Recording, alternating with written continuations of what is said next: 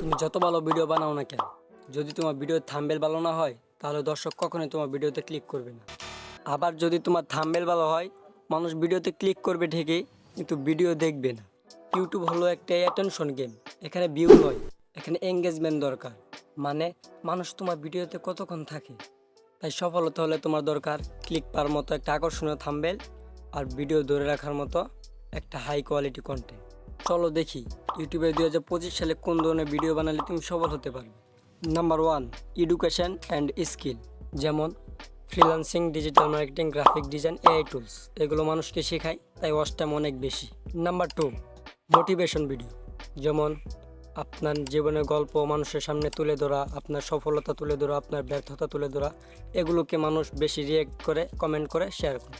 Number 3, problem solving video, যেমন ফোনে সমস্যা হলে কী করব, মোবাইল দিয়ে কীভাবে থাম্বনেল বানাবো, মোবাইল দিয়ে কীভাবে ভিডিও এডিটিং করব। এগুলো মানুষকে সাহায্য করে বেশি, তাই চার্জে র্যাঙ্ক করে বেশি।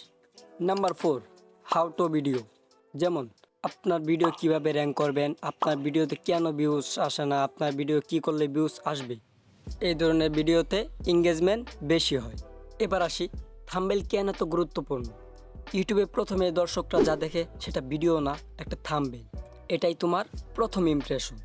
তুমি থাম্বনেল রাখো স্পষ্ট, মুখের উজ্জ্বল রং, টেক্সট ভালো, ব্যাকগ্রাউন্ড নীল, সবুজ, লাল, রঙিন, কনফিউশন মুক্ত ব্যাকগ্রাউন্ড। তারপর ভিডিও কন্টেন্ট, যেটা খেয়াল রাখবে থাম্বনেল ক্লিক আনবে কিন্তু ভিডিওর দর্শকও ধরে রাখবে। তাই প্রথমে এমন হুক দাও যেন মানুষ স্ক্রল না করে।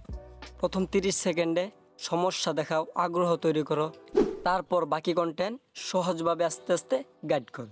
তো এই ভিডিওটি যদি ভালো লাগে তাহলে চ্যানেলটি সাবস্ক্রাইব করে পাশে থাকা বেল আইকনটি বাজিয়ে দেবেন।